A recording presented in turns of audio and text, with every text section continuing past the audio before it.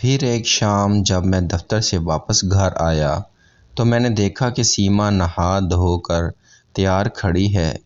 اس نے میرا پسندیدہ لباس پہنا ہوا ہے۔ بہت دن بعد اس نے مجھے والہانہ انداز میں خوش آمدید کہا۔ میں سیما کا یہ انداز دیکھ کر بہت خوش ہوا کہ سیما کی طبیعت صحیح ہو گئی ہے۔ اس دن ہم دونوں کافی دنوں بعد گھر سے باہر نکلے۔ رات کا کھانا ہم دونوں نے باہر کھایا اور حنزہ کی سیر کرنے کے بعد ہم دونوں رات گئے گھر واپس پہنچے۔ رات کو جب میں اور سیما واپس گھر آ رہے تھے تو ہمارے گھر کے سامنے ہماری پڑوسی رضا علی آفندی ملے۔ وہ اپنے کتے کے ساتھ ٹہل لگا رہے تھے۔ ان کے پاس اصیل نسل کا السیشن کتا تھا۔ ہیلو ظفر، ہیلو سیما، کیسے ہیں آپ دونوں؟ آفندی نے ہم دونوں کو دیکھ کر مسکراتے ہوئے پوچھا۔ فائن، آپ سنائیے کیسے ہیں؟ اور آج آپ رات کے وقت شیرو کو ٹہلا رہے ہیں؟ میں نے آفندی کو جواب دے کر سوال بھی داغ دیا۔ شیرو آفندی کتے کا نام تھا، بس کھانا کھا کر ٹہلنے نکلا تو یہ بھی ساتھ ہو لیا، آفندی نے جواب دیا۔ اسی وقت اچانک شیرو نے بھونکنا شروع کر دیا۔ وہ زور زور سے بھونک رہا تھا اور ساتھ ہی آفندی کے ہاتھ سے زنجیر چھڑانا بھی چاہ رہا تھا۔ شیرو کی نظریں مسلسل سیما پر جمی ہوئی تھیں۔ میں کسی مغالطے کے بغیر کہہ سکتا ہوں کہ شیرو سیما پر بھونک رہا تھا۔ شیرو کے زور لگانے پر آفندی کے ہاتھ سے زنجیر چھوٹ گئی اور شیرو زور زور سے بھونکتا ہوا وہاں سے بھاگ نکلا۔ شیرو بھاگتے ہوئے مڑ مڑ کر سیما کی جانب دیکھ رہا تھا۔ میں نے پہلی بار شیرو کی آنکھوں میں خوف دیکھا۔ وہ سیما سے ڈر رہا تھا۔ شیرو بھاگ کر اپنے گھر میں گھس گیا۔ پتہ نہیں اچانک شیرو کو کیا ہو گیا، آفندی بولے اور تیز قدموں سے اپنے گھر کی جانب چل دیے۔ نہ جانے شیرو کو کیا ہو گیا۔ آفندی کے جانے کے بعد میں نے سیما سے کہا، پاگل ہو گیا ہے، اسے تو گولی مار دینی چاہیے۔ سیما کا لہجہ کافی جارحانہ تھا۔ میں نے حیران ہو کر سیما کو دیکھا کیونکہ سیما جانور سے کافی محبت کرتی تھی۔ لاہور میں اس نے بھی ایک کتا پالا ہوا تھا، لہٰذا سیما کا اس طرح شیرو کو گولی مار دینے کا کہنا میرے لیے کافی حیرت کا باعث تھا۔ اگلے دن الصبح اٹھ کر میں جاگنگ کے لیے گھر سے باہر نکلا تو میں نے دیکھا کہ آفندی کے گھر کے سامنے رش لگا ہوا ہے۔ میں جاگنگ کے انداز میں دوڑتا ہوا آفندی کے گھر کے سامنے پہنچا اور لوگوں کی بھیڑ میں راستہ بنا کر آگے بڑھا اور آفندی کے گھر کے قریب پہنچا تو دھک سے رہ گیا۔ آفندی کے گھر کے دروازے پر شیرو کی لاش پڑی تھی۔ شیرو کی لاش ادھڑی ہوئی تھی۔ کسی نے اس کی گردن دبوچ کر اس کا پیٹ پھاڑ کر اسے مارا تھا۔ لگتا ہے رات کو شیرو کی مڈ بھیڑ کسی درندے سے ہو گئی، شاید کسی چیتے یا ریچھ وغیرہ نے، کیونکہ یہ کسی درندے کا ہی کام لگتا ہے۔ مجمع میں سے ایک آدمی بولا تو آفندی افسردگی سے سر ہلانے لگے۔ میں نے بھی دکھ اور صدمے سے آفندی کے کندھے پر ہاتھ رکھا اور قریب جا کر شیرو کی لاش دیکھنے لگا۔ شیرو کی گردن بری طرح ادھڑی ہوئی تھی اور اس کا پیٹ بھی پھٹ گیا تھا۔ لگتا تھا کسی جانور نے اپنے مضبوط دانتوں سے شیرو کو ادھیڑ کر رکھ دیا۔ میں آفندی سے افسوس کا اظہار کر کے واپس گھر آ گیا۔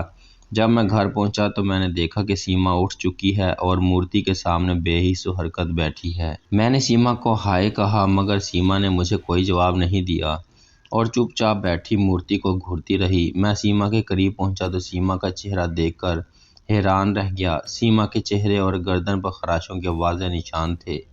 سیما، سیما، یہ تمہارے چہرے پر خراشیں کیسی ہیں؟ میں سیما کو کندھے سے پکڑ کر جھنجھوڑتے ہوئے پوچھا۔ کیا سیما ایسے چونکی جیسے گہری نیند سے جاگی ہو۔ یہ تمہارے چہرے پر خراشیں کیسی ہیں؟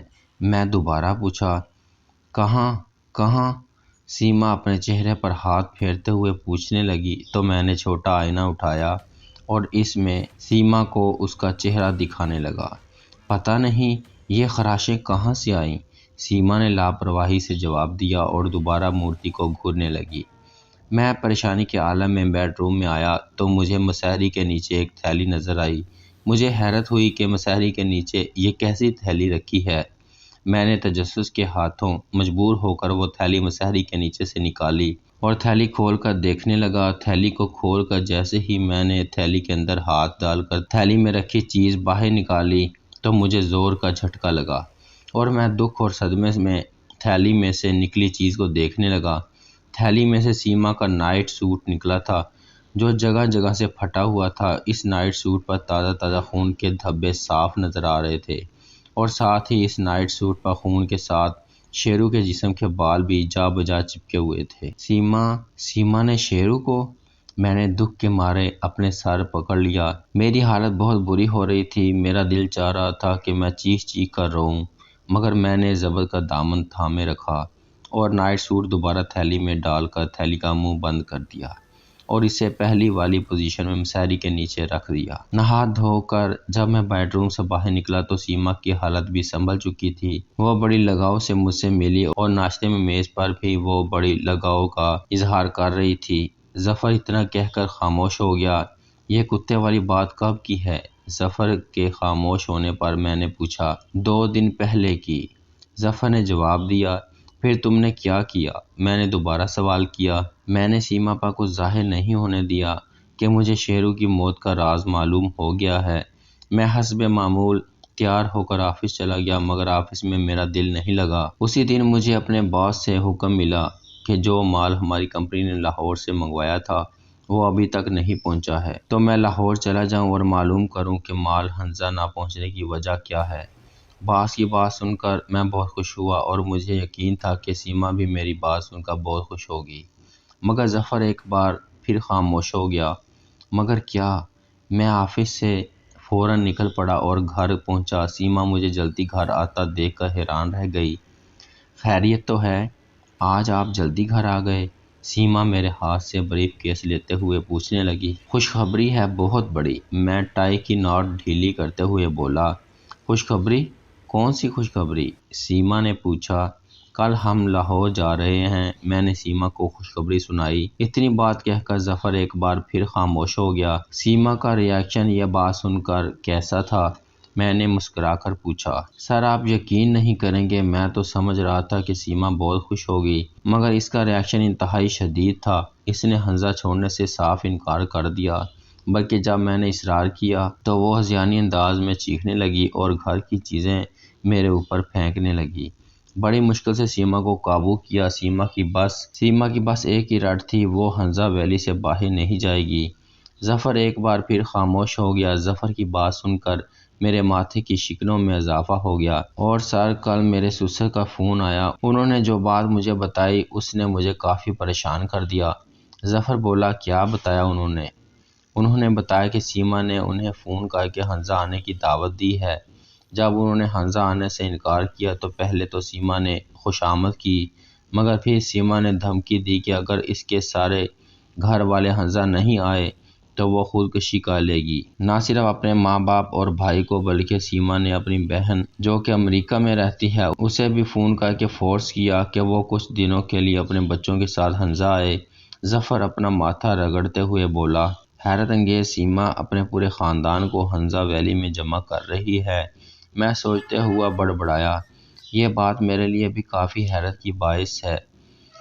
ظفر بولا۔ تمہارے سسر وغیرہ حنزہ ویلی آنے کا ارادہ رکھتے ہیں؟ میں نے ظفر سے پوچھا۔ سر میرے سسر نے مجھے اب یہ راز بتایا ہے کہ ان کے والد یعنی سیما کے دادا نے سب کو سختی کے ساتھ حنزہ جانے سے منع کیا تھا، لیکن ان کا کوئی ارادہ نہیں ہے حنزہ آنے کا۔ ظفر بولا۔ کیوں؟ سیما کے دادا نے اپنے خاندان کو حنزہ آنے سے کیوں منع کیا تھا؟ کیا کوئی مسئلہ یا خاندانی دشمنی؟ میں نے پھر پوچھا۔ کچھ معلوم نہیں، سیما کے دادا کی تو پیدائش حنزہ کی تھی، مگر پھر بھی وہ کبھی خود بھی حنزہ نہیں آئے اور نہ ہی انہوں نے اپنے کسی بچے کو حنزہ آنے دیا۔ ظفر بولا۔ اب سیما کے دادا کہاں ہیں؟ میں نے پوچھا۔ پچھلے سال سیما کے دادا کا انتقال ہو گیا۔ ظفر بولا تو میں ٹھنڈی سانس بھر کر رہ گیا۔ اس کا مطلب ہے سیما کے دادا کے ساتھ ہی وہ راز بھی دفن ہو گیا۔ میں بولا تو ظفر اس بات میں سر ہلانے لگا۔ ٹھیک ہے، تمہارے گھر چلتے ہیں، وہاں چل کر دیکھتے ہیں سیما کے ساتھ مسئلہ کیا ہے۔ میں اپنی جگہ سے اٹھا اور اپنا مخصوص بیگ اٹھایا اور اسے کھول کر چیک کرنے لگا کہ تمام چیزیں بیگ میں رکھی ہیں یا نہیں۔ بیگ چیک کرنے کے بعد میں ظفر کے پاس آیا تو ظفر بھی صوفے سے اٹھ کر کھڑا ہو گیا۔ پھر میں اور ظفر کی کار میں بیٹھ کر اس کے گھر کی جانب روانہ ہوئے۔ 10 منٹ کی ڈرائیو کے بعد ظفر نے سفید ماربل کے بنے مخصوص ہنزا سٹائل کے ایک خوبصورت بنگلے کے سامنے کار روکی تو میں اپنی جانب کا دروازہ کھول کر نیچے اتر گیا۔ میں نے بنگلے پر ایک طائرانہ نظر ڈالی۔ بنگلہ کافی خوبصورت اور جدید طرز کا تھا۔ سفید ماربل سورج کی سنہری کرنوں میں چمک رہے تھے۔ ظفر بھی کار سے نیچے اترا اور اس نے آگے بڑھ کر بنگلے کا دروازہ کھولا اور اندر داخل ہو گیا۔ ظفر کے پیچھے میں بھی بنگلے میں داخل ہوا۔ بنگلے کے اندر داخل ہو کر میں نے دیکھا ایک وسیع لان ہے جس میں بہت خوبصورت پھولدار پودے لگے ہیں۔ ہری ہری گھاس کسی مخمل کی طرح فرش پر بچھی ہوئی معلوم ہو رہی تھی۔ میں ستائشی نظروں سے لان کو دیکھنے لگا۔ لان تو بہت خوبصورت بنایا ہے۔ بالآخر دل کی بات میرے زبان پر آ ہی گئی۔ یہ سب سیما کا کارنامہ ہے، مگر جب سے وہ منحوس مورتی ملی ہے سیما سب کچھ بھول گئی۔ بس دن رات مورتی کے سامنے بیٹھی رہتی ہے، اسے اپنا ہوش تک نہیں رہا۔ ظفر یہ کہتے ہوئے گھر کے اندرونی دروازے کی جانب بڑھ گیا۔ میں بھی ظفر کے ساتھ اندرونی دروازے کی جانب بڑھا۔ اچانک میں ٹھٹک کر رہ گیا۔ میری چھٹی حس مجھے خبردار کرنے لگی۔ میں نے ظفر کو ایک نظر دیکھا جو اندرونی دروازہ کھول رہا تھا۔ پھر میں نے مکان کی جانب نظر اٹھائی۔ مجھے اس مکان میں شیطانی قوتوں کا احساس ہو رہا تھا۔ میں نے احتیاط کے ساتھ قدم اٹھائے اور ظفر کے پیچھے چل دیا۔ ظفر اندرونی دروازہ کھول کر گھر کے اندر داخل ہوا۔ گھر کے اندر داخل ہوتے ہی ظفر کے منہ سے ہلکی سی چیخ نکل گئی۔ ظفر کی چیخ سن کر میں جلدی سے گھر کے اندرونی دروازے سے گزر کر گھر کے اندر داخل ہوا۔ میں جہاں داخل ہوا تھا وہ ایک بڑا سا ہال تھا۔ پہلے شاید وہ خوبصورتی سے سجا ہوگا، مگر اب ہر چیز بے ترتیب پڑی تھی۔ دیواروں سے تصاویر اتر کر فرش پر بے ترتیب پڑی تھیں۔ صوفے بھی الٹے پڑے تھے۔ شیشے کے شو پیس فرش پر کرسیوں کی صورت میں بکھرے پڑے تھے۔ سیما، سیما! ظفر بے تابی کے ساتھ چیختا ہوا گھر کے اندر کی جانب دوڑا۔ میں نے اس کے پیچھے تیز قدموں سے چلنے لگا۔ صاحب، صاحب! ہال کے ایک کونے سے آواز ابھری تو میں نے دیکھا کہ ایک عورت جو حلیے سے ماسی لگ رہی تھی ظفر کی جانب لپک کر آئی۔ زرینہ ماسی، سیما کہاں ہے؟ ظفر نے بے تابی سے زرینہ سے پوچھا۔ صاحب یہ سب بی بی جی نے کیا ہے، زرینہ پھولی ہوئی سانسوں کے ساتھ بولی۔ سیما کہاں ہے؟ ظفر نے دوبارہ اپنا سوال دہرایا۔ وہ بی بی جی اوپر چھت پر، زرینہ جلدی جلدی بولی۔ زرینہ کے منہ سے اتنا سن کر ظفر پھرتی کے ساتھ زرینہ کی زینے کی جانب لپکا اور ایک ساتھ 3 4 سیڑھیاں پھرانکتے ہوئے اوپر کی جانب دوڑا۔ ظفر کے پیچھے میں بھی زینے کی جانب لپکا اور اوپر کی سمت چل دیا۔ ظفر نے اوپر پہنچ کر چھت کا دروازہ لات مار کر کھولا اور اوپر چھت پر پہنچ گیا۔ میں بھی ظفر کے پیچھے پیچھے تھا۔ مجھے ایک بار پھر ظفر کی چیخ سنائی دی تو میں تیزی کے ساتھ چھت پر پہنچا۔ چھت پر پہنچ کر جو منظر میں نے دیکھا وہ مجھے ششدر کرنے کے لیے کافی تھا۔ میں نے چھت پر پہنچ کر دیکھا کہ ایک 24-25 سال کی لڑکی چھت پر بنی باؤنڈری وال کی پتلی سی دیوار پر اس طرح چل رہی ہے جیسے کسی پارک کی نرم نرم گھاس پر چہل قدمی کر رہی ہو۔ سر، یہ میری وائف سیما ہے، مجھے دیکھ کر ظفر نے کہا تو میں نے سر ہلا دیا۔ ظفر سیما کو آواز دینا چاہتا تھا مگر میں نے ظفر کا بازو پکڑ کے اسے روک دیا۔ سیما کو تیز آواز مت لگانا بلکہ پیار سے اسے دیوار سے نیچے اتارو۔ میں ظفر کے کان میں سرگوشی کی تو ظفر میری بات سن کر سر ہلانے لگا۔ سیما، سیما ڈارلنگ، یہاں آؤ میرے پاس۔ ظفر نے اپنے اوپر قابو پاتے ہوئے بڑے پیار سے سیما کو پکارا۔ ظفر کی آواز سن کر سیما نے ظفر کی جانب دیکھا۔ اف! سیما کی آنکھوں سے ظفر کو دیکھتے ہی شعلے نکلنے لگے۔ وہ قہر آلود نگاہوں سے ظفر کو گھور رہی تھی۔ میں بغور سیما کی آنکھوں کو دیکھ رہا تھا۔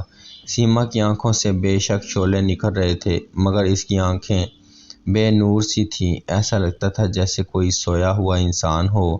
مجھے صاف محسوس ہو رہا تھا کہ اس وقت سیما کسی شیطانی طاقت کے زیر اثر ہے۔ سیما ظفر کی جانب دیکھتے ہوئے دیوار پر سے چھلانگ مار کر اتری۔ کسی حاملہ عورت کا 4 فٹ کی دیوار پر سے اس طرح چھلانگ مار کر اترنا کافی خطرناک ہو سکتا تھا، مگر سیما بحفاظت نیچے اتری اور دھیرے دھیرے چلتی ہوئی ظفر کی جانب آئی۔ وہ مسلسل ظفر کو اپنی شعلے برساتی نگاہوں سے گھور رہی تھی۔ سیما دھیرے دھیرے ظفر کے قریب پہنچی۔ ظفر نے اپنے دونوں ہاتھ پھیلا کر سیما کو اپنی باہوں میں لینا چاہا، مگر سیما نے اچانک اپنے دونوں ہاتھ آگے کیے اور ظفر کی گردن کو اپنے ہاتھوں میں دبوچ لیا اور ظفر کو زمین سے اوپر کر دیا۔ ظفر کے پیر ہوا میں لہرا رہے تھے، وہ بری طرح تڑپ رہا تھا۔ سیما اس کی گردن مسلسل دبا رہی تھی۔ ظفر کی سانسیں رکنے لگیں، اس کی آنکھیں اپنے حلقوں سے باہر نکلنے لگیں۔ وہ پھنسی پھنسی آواز میں سیما کو پکار رہا تھا، مگر سیما مسلسل ظفر کی گردن دباتے چلے جا رہی تھی۔ اس کے ہونٹوں پر بڑی شیطانی قسم کی مسکراہٹ تھی۔ صورتحال کافی تشویشناک تھی۔ اگر میں دخل نہیں دیتا تو سیما ظفر کو گردن دبا کر مار دیتی۔ جلدی سے اپنا بیگ کھولا اور اس میں سے دم کیے ہوئے پانی کی بوتل نکال لی اور قرآنی آیات پڑھتے ہوئے اس پانی کا چینٹا سیما کے منہ پر مارا۔ جیسے ہی پانی سیما کے منہ پر پڑا، سیما کے منہ سے ایک مردانہ چیخ نکلی اور اس کے ہاتھ سے ظفر کی گردن چھوٹ گئی۔ ظفر دھڑام سے پکے فرش پر گر پڑا، پھر جلدی سے اٹھا اور میرے قریب آ کر اپنی گردن مسلتے ہوئے سیما کو دیکھنے لگا۔ سیما اب مجھے گھور رہی تھی، اس کی آنکھوں میں بجلیاں کوند رہی تھیں، مگر سیما کے اندر جو کوئی بھی تھا، اس میں اتنی ہمت نہیں تھی کہ وہ میری جانب بڑھتا۔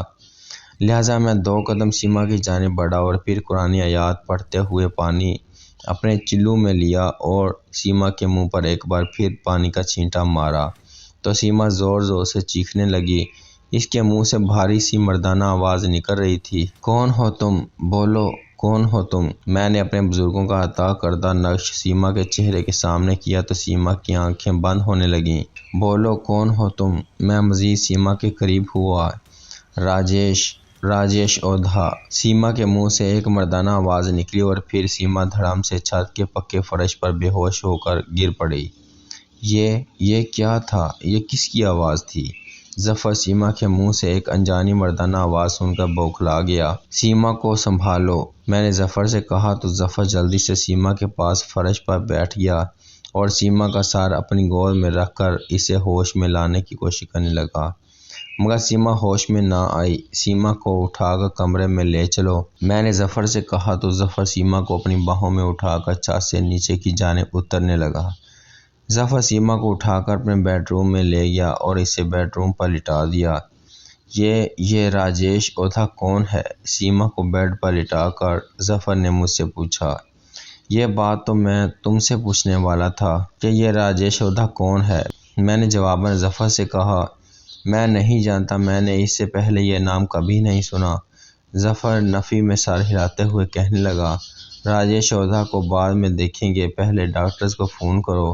میں نے ظفر کی توجہ سیما کی جانب دلائی تو ظفر اپنا سیل فون نکال کر ڈاکٹر کو فون کرنے لگا۔ میں نے بھی اپنا سیل فون نکالا اور ظفر کے بیڈ روم سے باہر آ کر نیاز علی کا نمبر ملانے لگا۔ میں نیاز علی سے راجیش اودھا کے متعلق معلوم کرنا چاہتا تھا۔ میرا خیال تھا شاید نیاز علی کو راجیش اودھا کے بارے میں جانکاری ہوگی۔ پہلے ہی بیل پر نیاز علی نے فون اٹھا لیا۔ ہیلو صاحب، کیسے ہو؟ ظفر کی وائف کے کیس کا کیا بنا؟ نیاز علی فون اٹھاتے ہی شروع ہو گئے۔ سر، اسی لیے آپ کو فون کیا ہے، آپ سے ایک بات پوچھنی تھی۔ میں نے ادب سے نیاز علی سے اجازت چاہی۔ ہاں پوچھو۔ سر، آپ راجیش اودھا نام کی کسی شخص سے واقف ہیں؟ میں نے نیاز علی سے راجیش اودھا کے متعلق پوچھا۔ راجیش اودھا؟ نیاز علی بڑبڑانے لگے۔ نہیں، میں کسی راجیش اودھا نام کے شخص سے واقف نہیں ہوں۔ کیوں؟ تم راجیش اودھا کے متعلق کیوں جاننا چاہتے ہو؟ نیاز علی نے مجھے جواب دینے کے بعد خود بھی سوال داغ دیا۔ سر، ابھی میں کچھ نہیں بتا سکتا، آپ پلیز اپنے جاننے والوں سے معلوم کر کے مجھے بتائیے، کیا آپ کے حلقہ یا احباب میں سے کوئی راجیش اودھا کے متعلق کچھ جانتا ہے؟ میں نے جواباً کہا، ٹھیک ہے، میں معلوم کرتا ہوں، جیسے ہی مجھے کچھ پتہ چلا میں تمہیں بتاتا ہوں۔ نیاز علی نے مجھے جواب دیا تو میں نے خدا حافظ کہہ کر فون بند کر دیا۔